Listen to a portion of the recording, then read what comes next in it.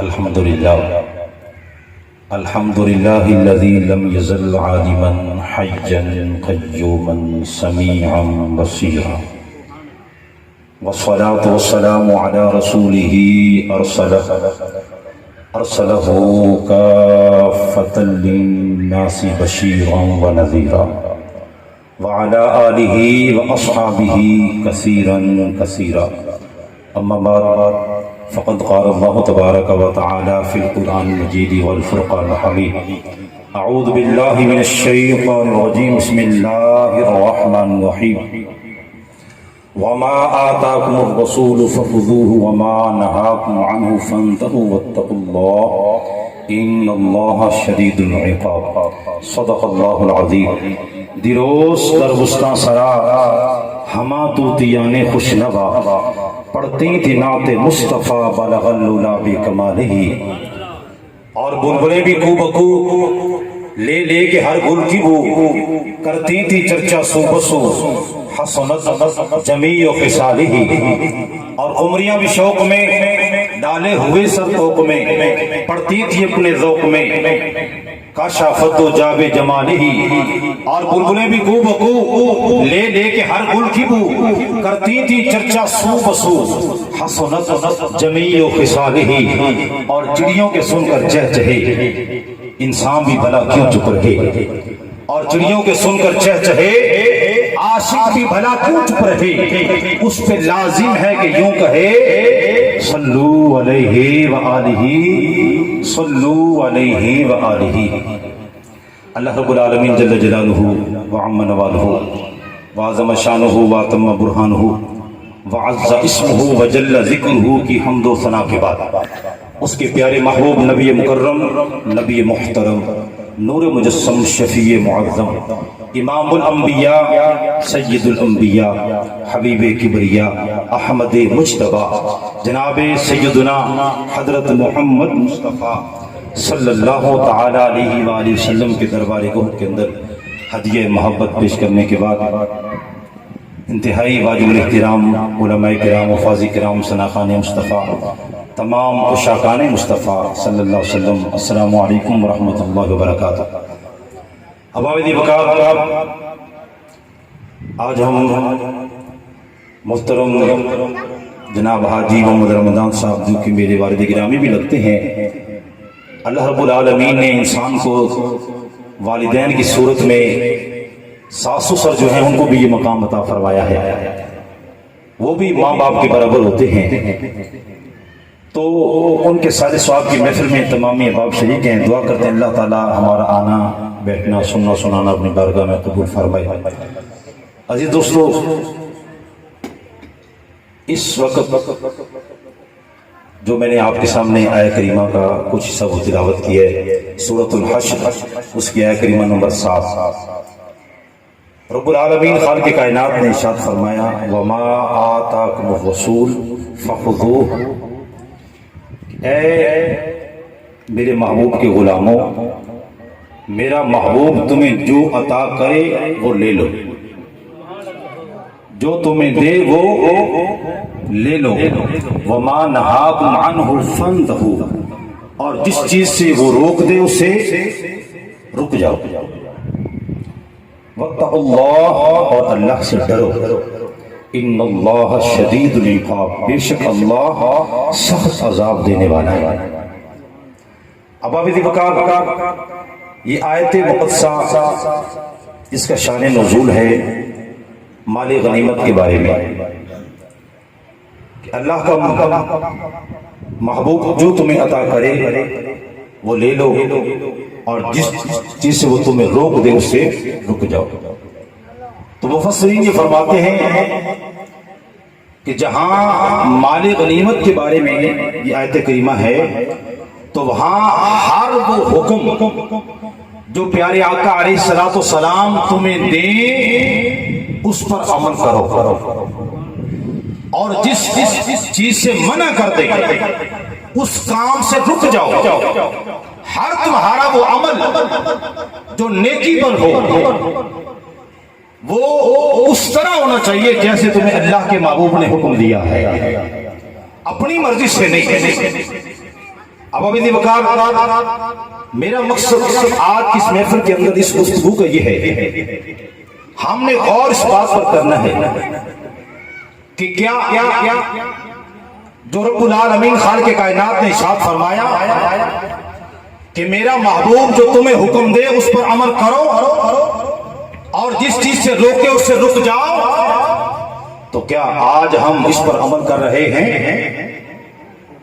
آج ہمارا اس پر عمل نہیں، الا ماشاءاللہ بہت کم ایسے عشاقان مصطفیٰ صلی اللہ علیہ وسلم ہوں گے جو دین کو اپنے اوپر جو ہے وہ لاگو کرتے ہیں، شریعت مطہرہ کا وہ لباس پہننے کی کوشش کرتے ہیں، لیکن اکثریت ہم میں سے ایسی ہے ہم چاہتے ہیں کہ دین ہمارے مطابق ہو جائے، استغفر اللہ العظیم۔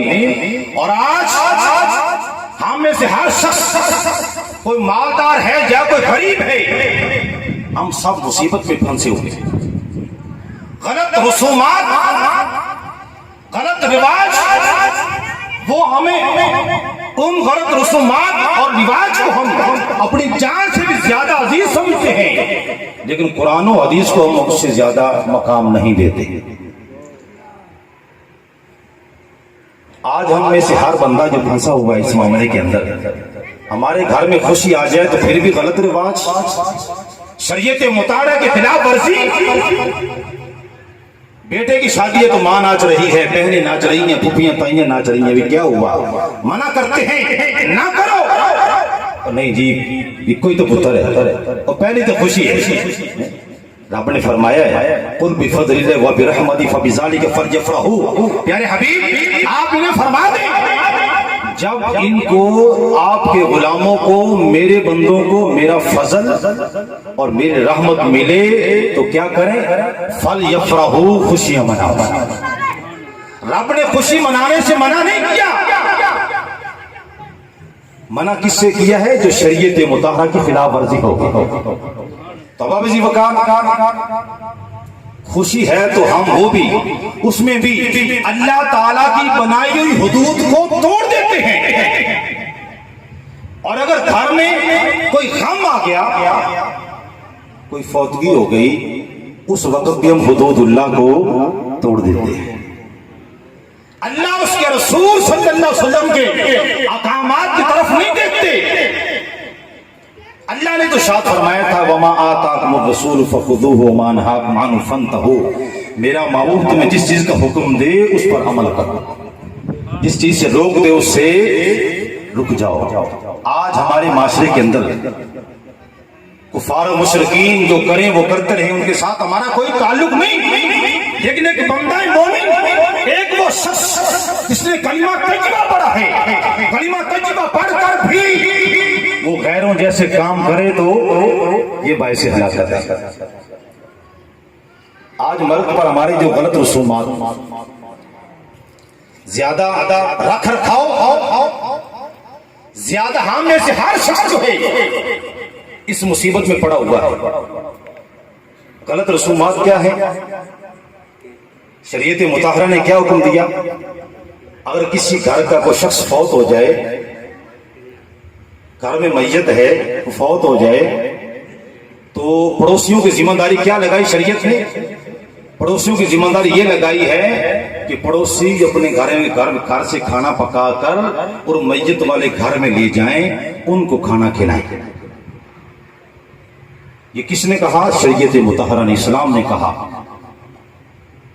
فوتگی ہوئی، وہ غم کے اندر ہیں، وہ تکلیف میں مبتلا ہیں، وہ اذیت کے اندر ہیں، پڑوسیوں کا، محلے داروں کا کام ہے وہ کھانا پکا کے ان کے گھر میں پہنچا۔ لیکن ہمارا رواج کیا ہے؟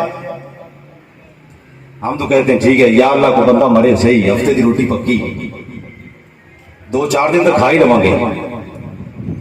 ہم میں سے ہر بندہ اس مصیبت میں مبتلا ہے، مالدار تو کر دیتا ہے اور غریب بیچارہ پھنس جاتا ہے، وہ اتنا قرض کا بوجھ چڑھ جاتا ہے، ایک تو میت گھر میں ہے اور مرنے کی اس میت سے زیادہ اس کو ہم لوگوں کے کھانے کھلانے کا ہوگا۔ میرے گھر میں اپنے بچوں کو روٹی کھلانے کے لیے ایک لقمہ نہیں ہے تو میں اتنے لوگوں کو کھانا کہاں سے کھلاؤں؟ وہ بیچارہ مر جاتا ہے۔ قرض کے بوجھ پر کب تک ہے وہ؟ یہ رسومات کب ختم ہوگی؟ ہمارے ایک دوست ہیں کاربن بمیاں چنو کے ہیں، تو وہ کہتے ہیں ہمارے وہاں 2 گاؤں ہیں ارائیوں کے 2 گاؤں ہیں ارائیوں کے۔ ہم نے کہتے ہیں ہم نے بنائی یونین، پہلے ایک گاؤں میں پھر دوسرے گاؤں میں، بہت بڑے بڑے گاؤں ہیں۔ کہتے ہم نے جناب اس میں یہ جو ہے بات رکھی ہے کہ جو پنڈ کا بندہ، گاؤں کا بندہ میت والے گھر سے کھانا کھائے گا اس کو 5,000 روپے جرمانہ ہوگا۔ کیا ہے اس کو؟ 5,000 روپے اس کو، غلط ہے تو صحیح ہے، 5,000 روپے جرمانہ ہوگا۔ تو جب وہ لوگ نہیں آئیں گے تو صرف گھر کے وہ چند افراد ہوں گے جو دور سے مہمان آئے ہیں۔ یار یہ رسومات ہم کب ختم کریں گے؟ یہ ختم ہونی چاہیے کہ نہیں؟ ہم میں سے ہر ایک کا بھلا ہے خدا کے لیے، یہ رکھ رکھاؤ اور یہ دکھاوا جو ہے اس کے اندر اس نے ہمیں مار دیا ہے۔ اور پھر ہوتا کیا ہے کہ رشتہ داروں میں، محلے داروں میں کئی ساتھی جو ہے وہ فوتگی کے اندر پھر لین دین کا معاملہ کرتے ہیں، جیسے شادی بیاہ پہ ہوتا ہے ویسے فوتگی پر بھی ہوتا ہے۔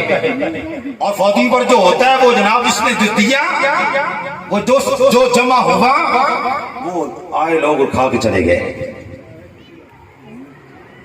بیوہ ہے اسے ضرورت ہے، اصل اس کو ہمدردی کی ضرورت تھی نا، بچے یتیم ہیں حق ان کا تھا، ان کے ساتھ ہمدردی کی جاتی، بیوہ کے ساتھ رشتہ دار ہمدردی کرتے، لیکن کیا تھا ہم نے دے کے بھی پھر وہی کھایا اور ہم چلے گئے۔ حضرت شیخ سعدی رحمۃ اللہ علیہ فرماتے ہیں صاحب کہ یہ سیلاب ایسے نہیں آتے، سیلاب ایسے نہیں آتے، سب سے پہلے دریا کے بند میں ایک چھوٹا سا سوراخ ہوتا ہے، ہم ماشاءاللہ گاؤں دیہاتوں کے رہنے والے سب جانتے ہیں، فرماتے ہیں چھوٹا سا سوراخ ہوتا ہے، اگر بند کر دیا جائے تو پانی رک جاتا ہے، پانی نہیں نکلتا۔ اگر روکا نہ، سوراخ بند نہ کیا جائے، اس سے بڑا سوراخ ہوتا ہے، بڑے سوراخ سے پھر بند ٹوٹ جایا کرتے ہیں، جب بند ٹوٹ جاتے ہیں تو پھر بستیوں کی بستیاں ڈوب جاتی ہیں۔ فرماتے ہیں وہ مثال دیتے ہیں کہ بندہ پہلے چھوٹا گناہ کرتا ہے، چھوٹا گناہ اگر توبہ کر لی اللہ پھر اس کے دل کو صاف فرما دیتا ہے، اگر توبہ نہ کی وہ دل پر سیاہ ڈبہ جو گناہ کر لگا تھا وہ بڑھتا رہتا ہے، یہ گناہوں میں گرتا چلا جاتا ہے، یہاں تک کہ یہ بڑے سے بڑے گناہ کرنے میں بھی جناب اس کو شرم نہیں آتی۔ اسلام نے فرمایا، حضور نے، اللہ اس کے رسول نے فرمایا شراب کیا ہے؟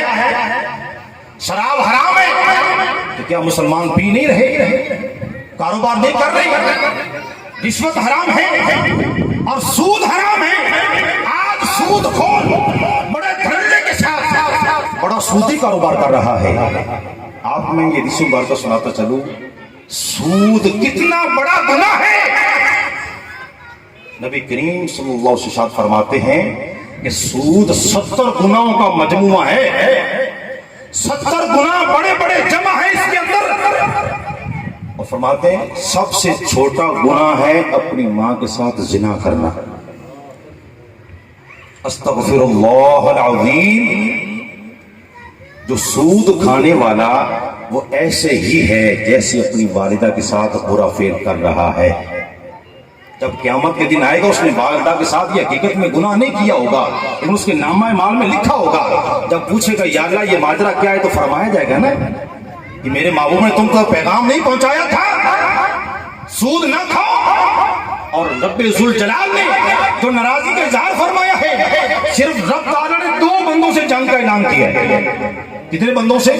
صرف 2 بندوں سے۔ ایک بندہ وہ جو اللہ کے ولی کے ساتھ دشمنی رکھتا ہے، جو اللہ کے ولی کا دشمن ہے وہ اللہ کا دشمن ہے، اور جو اللہ کا دشمن ہے وہ ہلاک ہو گیا۔ اور رب تعالیٰ فرماتا ہے دوسرا، قرآن پاک میں رب تعالیٰ فرماتا ہے فَإِن لَّمْ تَفْعَلُوا فَأْذَنُوا بِحَرْبٍ مِّنَ اللَّهِ وَرَسُولِهِ۔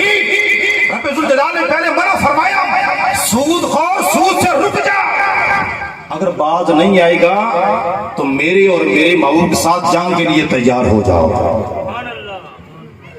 جنگ کے لیے تیار ہو جاؤ. اور آج ہم اکثر جو ہے وہ جنگ کے میدان میں اتر چکے ہیں. اور جنگ کس کے ساتھ کر رہے ہیں؟ اللہ اپنے رب کے ساتھ. اس کا کلمہ تجربہ پڑا. آج جو یہ سیلاب ہے نا پاکستان کا تیسرا حصہ 3 حصے تقریباً ڈوب گیا. تو یہ ہمارے اعمال کا نتیجہ ہے. اے میرے عزیز دوستوں بزرگوں، کسی کی دل آزاری کرنا بالکل مقصود نہیں ہے. رب کعبہ کی عزت کی قسم ہے. اور پھر علماء کا کام ہے. نبی کریم صلی اللہ علیہ وسلم فرماتے ہیں اگر علماء جو ہے حق میں بیان کریں اور جہاں گناہ غلطی ہو رہی ہو نہ روکیں، اسے کہا گیا وہ گونگا شیطان ہے. وہ کیا ہے؟ گونگا. اور آج ہم اکثر راضی کس پہ ہوتے ہیں؟ مولوی صاحب جنت ذرا بانٹ دے بابا جی کر کے، جنت بانٹ دے. ایک محفل کی تو سب جنت میں، 11ویں کی تو جنت میں. اور نماز آج ہمارے نعرے ہیں نا، یہ غلام ہے غلام ہے، ذرا گج بج کے لاؤ، غلام ہے غلام ہے، غلام یہ رسول میں جو ہونا اس کے مصطفیٰ. یہ نعرے ہمارے ہیں، لیکن یہ صرف زبان کی عادت ہے، یہ اندر نہیں جاتے.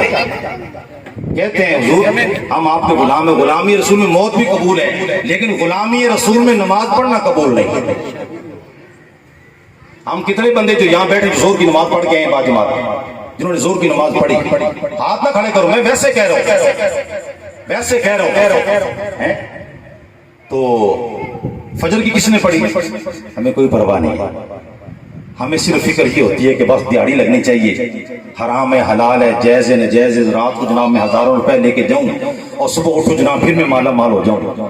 میرے عزیز دوستو بہت ساری ایسی چیزیں ہیں.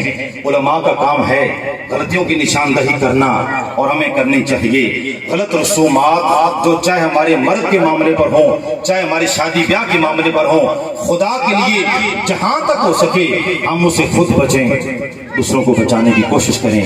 رب العالمین ہمیں قرآن و حدیث پر عمل کرنے کی توفیق عطا فرمائے. وآخر دعوانا الحمدللہ رب العالمین.